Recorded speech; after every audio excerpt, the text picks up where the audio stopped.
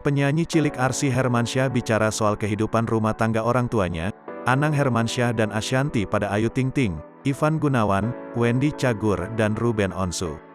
Ternyata, adik Azril Hermansyah itu sempat mengintip perilaku Anang Hermansyah dan Ashanty di balik pintu kamar. Arsy Hermansyah pun mengungkap fakta di balik keharmonisan rumah tangga yang selama ini terlihat antara Ashanty dan Anang Hermansyah. Seperti yang terjadi saat bocah berusia 8 tahun ini membongkar rahasia rumah tangga kedua orang tuanya di depan para host Brownies Trans TV. Diam seringkali mengintip perseteruan kedua orang tuanya itu.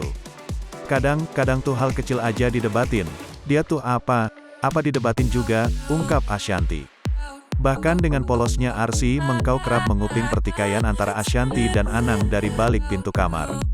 Kaget dengan ulas sang putri, Ashanty yang baru mengetahui kebiasaan Arsy bergegas menutup mulut putrinya.